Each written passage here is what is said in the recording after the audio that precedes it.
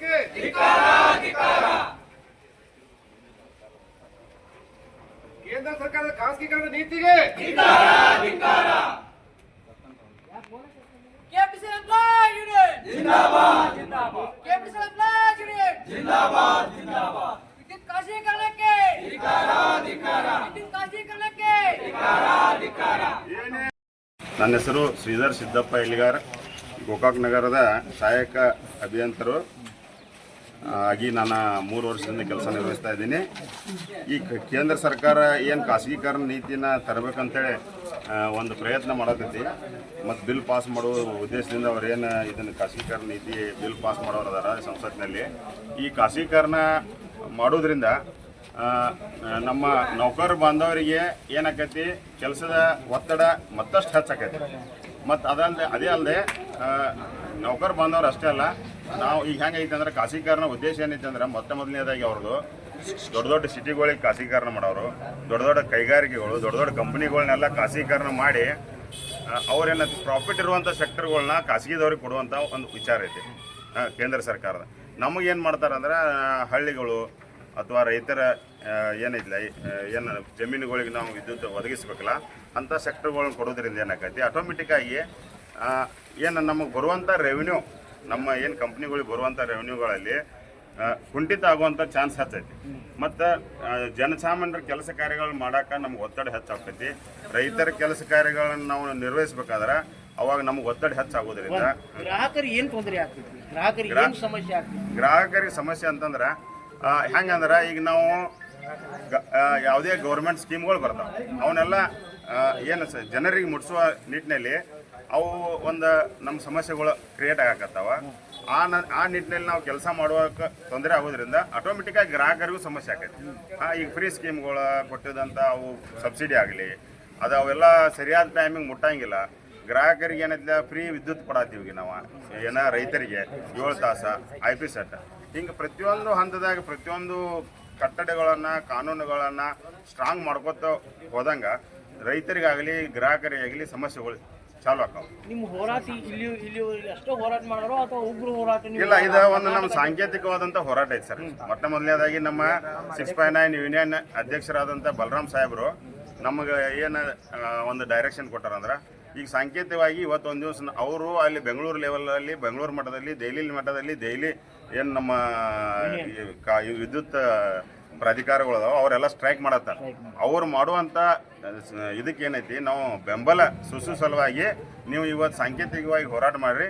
ಮುಂದಿನ ದಿನಮಾನಗಳಲ್ಲಿ ಅದು ಏನು ಖಾಸಗೀಕರಣ ನೀತಿ ಸಲುವಾಗಿ ಏನು ಡಿಸಿಷನ್ ಕೈಗೊಳ್ತೀವಿ ಅದನ್ನು ವಿರೋಧಿಸುವ ಸಲುವಾಗಿ ನಾವೆಲ್ಲರೂ ಅದಕ್ಕೆ ಬದ್ಧರಿರಿ ಅಂತೇಳಿ ನಮಗೊಂದು ಅವರು ಅಲ್ಲಿಂದ ಸಂದೇಶ ಕಳಿಸಿರೋದ್ರಿಂದ ನಾವು ಇವತ್ತು ಹೋರಾಟ ಮಾಡ್ತೀವಿ. ಈಗ ಇವು ಕಂಪ್ನಿಯವರು ನೀವು ಕೆಲಸ ಮಾಡ್ತೀರಿ, ಹುಬ್ಬಳ್ಳಿ ಸರ್ವರಾಜ್ ಕಂಪ್ನಿ, ಈಗ ನೀವು ಯಾಕೆ ಸ್ಟ್ರೈಕ್ ಮಾಡಿದ್ರೆ ನಿಮ್ಗೆ ಏನು ಶಿಸ್ತಿನ ಕ್ರಮ? ಇಲ್ಲ, ಇದು ನಮ್ಮ ಅಲ್ಲ ಕೈಗೊಂಡ್ರೆ ಏನು ಮಾಡ್ತೀರಿ? ಶಿಸ್ತಿನ ಕ್ರಮ ಅಂದ್ರೆ ಹಂಗಿಲ್ಲ. ನಮ್ದೊಂದು ಹೆಂಗೈತಿ ಸರ, ನಮ್ದೊಂದು 659 ಎಂಪ್ಲಾಯೀಸ್ ಯೂನಿಯನ್ ಅಂತೇಳಿ ಒಂದೆಲ್ಲ ನೌಕರರ ಒಂದು ಸಂಘ ಐತಿ. ಇದು ಸಂಘ ನಮ್ಗೆ ಏನು ಡೈರೆಕ್ಷನ್ ಕೊಡೋದೈತಿ ನಾವು ಸ್ಟ್ರೈಕ್ ಮಾಡಲೇಬೇಕಾಗೈತಿ. ನಮಗೆ ಸ್ಟ್ರೈಕ್ ನೀವು ಮಾಡ್ತೀರಿ ಒಪ್ಕೋತೀನಿ, ಬಟ್ ಅವ್ರು ನಿಮ್ಮ ಕೆಲಸದ ಒತ್ತಡದ ನೀವು ಯಾಕೆ ಆನ್ ಡ್ಯೂಟಿ ಮ್ಯಾಗ ನೀವು ಇರ್ತಿ, ಏನು ಸ್ಟ್ರೈಕ್ ರಚನೆ ಮಾಡಿ ನಾವು ಮತ್ತೆ ಯಾವುದೇ ರೀತಿ ಗ್ರಾಹಕರಿಗೆ ತೊಂದರೆ ಮಾಡತ್ತಿಲ್ರಿ. ನಾವು ಇವತ್ತು ಮಾಡತ್ತಿದ್ದ ಉದ್ದೇಶ ನಾವು ಬೆಂಬಲ ನಾವು ಯಾವ ಲೈನ್ ಬಂದ್ ಮಾಡಿಲ್ಲ, ಯಾವುದೇ ಅಂದ್ರೆ ನಮ್ಮ ಕೆಲಸದ ಜೊತೆಗೆ ನಾವು ಈ ಸ್ಟ್ರೈಕ್ ಮಾಡತ್ತೀವಿ. ಅಂದ್ರೆ ನಮ್ಮ ಹಕ್ಕುಗಳನ್ನ ಕೇಳುವಂತ ಹಕ್ಕು ನಮಗೈತೆ. ಕಂಪನಿ ನಮ್ಗೆ ಹಕ್ಕು ಕೊಟ್ಟೈತೆ, ನಮ್ಮ ಕಂಪನಿ ನಮಗೊಂದು ಹಕ್ಕು ಕೊಟ್ಟೈತ್ರಿ. ನೀವು ನಿಮ್ಮ ಹಕ್ಕುಗಳನ್ನ ನೀವು ಕೇಳ್ಬೋದು, ಆದ್ರೆ ನಾವು ಯಾವುದೇ ರೀತಿಯಂತ ಕಂಪನಿ ಕೆಲಸಗಳನ್ನು ಬಂದಿಟ್ಟು ನಾವು ಸ್ಟ್ರೈಕ್ ಮಾಡತ್ತಿಲ್ಲ. ಸಾಂಕೇತಿಕವಾಗಿ ಇವತ್ತು ಸ್ಟ್ರೈಕ್ ಮಾಡತ್ತೀವಿ. ನಮ್ಮ 659 ಯೂನಿಯನ್ ಆ ರೀತಿ ಡೈರೆಕ್ಷನ್ ಕೊಟ್ಟರು ನಾವು ಅವಾಗ ಯಾವುದೇ ರೀತಿಯ ನಾವು ಯಾವುದಕ್ಕೆ ಹಿಂಜರಿಯಂಗಿಲ್ಲ. ನಾವು ಸ್ಟ್ರೈಕ್ ಮಾಡ್ತೀವಿ. ಯಾಕಂದ್ರೆ ನಾವು ಉಳಿದ್ರೆ ಎಲ್ಲ ನಾವು ಉಳಿಬೇಕು, ಕಂಪನಿನೂ ಉಳಿಬೇಕು, ಎಲ್ಲ ರೈತರು ಉಳಿಬೇಕು, ಈ ದೇಶನೂ ಉಳಿಬೇಕು. ಎಲ್ಲ ನಮ್ಮ ಅಭಿಪ್ರಾಯ. ನಾವು ಒಂದು ವೇಳೆ ನಮ್ಮ 659 ಯೂನಿಯನ್ ಮುಂದಿನ ದಿನದಲ್ಲಿ ಉಗ್ರ ಹೋರಾಟ ಮಾಡೋಣ ಅಂದ್ರೆ ನಾವು ಅದಕ್ಕೂ ತಯಾರಿದ್ದೀವಿ. ಯಾಕಂದ್ರೆ ಕೆಲಸವನ್ನು ಬದಿಗಿಟ್ಟಾದ್ರೂ ನಾವು ಇದನ್ನ ಹೋರಾಟದಲ್ಲಿ ಭಾಗವಹಿಸಬೇಕಾಗೈತಿ. ಇವತ್ತಿನ ದಿವಸ ನಾವು ಸಾಂಕೇತಿಕವಾಗಿ ಶಾಂತಿಯುತವಾಗಿ ಹೋರಾಟ ಮಾಡಿರಂತ ನಮ್ಮ ಮೇಲಿನ ಏನು ನಮ್ಮ ನಾಯಕರು ಏನು ನಮ್ಗೆ ಕರೆ ಕೊಟ್ಟಾರೋ ಆ ಉದ್ದೇಶದಿಂದ ಅಷ್ಟೇ ನಾವು ಒಂದು ಅರ್ಧ ತಾಸು ಸಾಂಕೇತಿಕವಾಗಿ ಹೋರಾಟ ಮಾಡತ್ತೀವಿ. ಮುಂದಿನ ದಿನಗಳಲ್ಲಿ ಉಗ್ರ ಹೋರಾಟ ಮಾಡುವ ಸಲುವಾಗಿ ಅವ್ರು ಏನಾದ್ರು ನಮ್ಗೆ ಕರೆ ಕೊಟ್ಟರು ನಾವು ಎಲ್ಲಾ ರೀತಿಯಿಂದ ಯಾರಿಗೂ ತೊಂದರೆ ಆಗದ ರೀತಿಯಿಂದ ಅವ್ರು ಏನು ನಮಗೆ ಯೋಜನೆ ಕೊಡ್ತಾರಲ್ಲ ಆ ಪ್ರಕಾರ ನಾವು ಹೋರಾಟ ಮಾಡ್ತೀವಿ. ಮುಂದಿನ ದಿನಗಳಲ್ಲಿ ಖಾಸಗೀಕರಣ ಆಗುವುದಕ್ಕೆ ನಮ್ದು ಬೆಂಬಲ ಇಲ್ಲ. ಯಾವುದೇ ನೌಕರದ ನಾವು ಖಾಸಗೀಕರಣ ವಿರೋಧ ವ್ಯಕ್ತಪಡಿಸವ್ರ ನಮಗೆ, ಯಾಕಂದ್ರೆ ನಾವು ಉಳಿದ್ರ ನಮ್ಮ ಕುಟುಂಬಗಳು ಉಳಿತಾವ. ಯಾಕಂದ್ರೆ ನಾವು ನೌಕರಿಗೆ ಬಂದೀವಿ ಅಂದ್ರೆ ಎಲ್ಲರೂ ಒಂದೇ ರೀತಿಯಾದಂಥ ಸ್ಥಿತಿಯಲ್ಲಿ ಇರುವುದಿಲ್ಲ.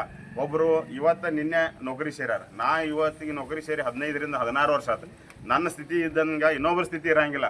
ಯಾಕಂದ್ರೆ ಇವತ್ತು ನಾವು ಈ ಜನರಿಗೆ ನಾವು ಸರ್ವಿಸ್ ಕೊಡತ್ತೀವಿ ಅಂದ್ರೆ ನಾವು ಬದುಕಬೇಕು. ಒಂದು ವಿಚಾರ ರೀ, ಈ ಖಾಸಗೀಕರಣದೊಳಗೆ ಯಾರ್ಯಾರಿಗೆ ಏನೇನು ಲಾಸ್ಗಳು ಅದಾವು ಅದನ್ನ ಸ್ಪಷ್ಟೀಕರಣ ಮಾಡೋರು ಯಾರದ್ರಿ? ನಾವು ಮುಂದಿನ ದಿನಗಳಲ್ಲಿ ಅದ್ರ ಬದಲು ಎಲ್ಲ ಡೀಟೇಲ್ ಆಗಿ ತಮ್ಗೆ ಅದನ್ನ ವಿಷಯನ ಕೊಡ್ತೀವಿ. ಇವತ್ತಿನ ಉದ್ದೇಶ ನಮ್ದು ಏನೈತೆ ಅಂದ್ರೆ ಖಾಸಗೀಕರಣ ಮಾಡತ್ತಾರ, ಆದ್ರೆ ಈ ಜನರಿಗಾಗ್ಲಿ ಅಥವಾ ರೈತರಿಗಾಗ್ಲಿ ಯಾವುದೇ ಎಂಪ್ಲಾಯೀಸ್ಗಳು ಅದನ್ನ ಮುಂದಿನ ದಿನಗಳಲ್ಲಿ ಏನ ಅಲ್ಲ ಅದ ಮುಂದಿನ ದಿನಗಳಲ್ಲಿ ನಾವೆಲ್ಲ ಅದನ್ನ ವಿಸ್ತೃತವಾದಂಥ ಯೋಜನೆ ರೂಪಿಸಿ ತಮಗೆಲ್ಲ ಮಾಹಿತಿ ಕೊಡ್ತೀವಿ. ಇವತ್ತು ನಾವು ಇಷ್ಟ ಹೇಳ್ಬೋದು, ಖಾಸಗೀಕರಣ ಆಗೋದ್ರಿಂದ ಜನಸಾಮಾನ್ಯರಿಗೂ ತೊಂದರೆ ಆಕೈತಿ, ರೈತರಿಗೂ ತೊಂದರೆ ಆಕೈತಿ, ನಮಗೂ ತೊಂದರೆ ಆಕೈತಿ ಅನ್ನೋ ಒಂದು ಉದ್ದೇಶ ಅಷ್ಟೇ ಹೇಳ್ಬೋದು. ಮುಂದಿನ ದಿನಗಳಲ್ಲಿ ನಾವು ಉಗ್ರ ಹೋರಾಟ ಮಾಡಿದಾಗ ತಮಗೆಲ್ಲ ವಿಸ್ತೃತವಾದ ಅವರು ಏನು ಖಾಸಗೀಕರಣದ ಏನೇನು ಅಳವಡಿಸ್ಕೊಂಡಾರ ಅನ್ನೋದು ನಾವು ಸ್ಟಡಿ ಮಾಡ್ಬೇಕಾಗೈತಿ. ಯಾಕಂದ್ರೆ ನಮ್ಮ ನಾಯಕರು ನಮ್ಗೆ ಅದರ ಬದಲು ಮಾಹಿತಿ ಹೇಳಿದಾಗ ನಾವು ನಿಮಗೆ ಹೇಳ್ಬೇಕಾಗೈತಿ. ಕೊಟ್ಟಿಲ್ಲ, ನಮಗೆ ಇವತ್ತು ಸಾಂಕೇತಿಕವಾಗಿ ಹೋರಾಟ ಮಾಡ್ರಿ ಅಂತ ಅಷ್ಟೇ ಕೊಟ್ಟಿದ್ದರಿಂದ ನಾವು ಸಾಂಕೇತಿಕವಾಗಿ ಹೋರಾಟ ಮಾಡತ್ತೀವಿ. ನಮ್ಮ ಉದ್ದೇಶ ಖಾಸಗೀಕರಣ ಬೇಡ ಅನ್ನೋದು ಒಂದು ಅಷ್ಟ. ನಮ್ಮ ನೌಕರ ಸಣ್ಣದೊಂದು ಉದಾಹರಣೆ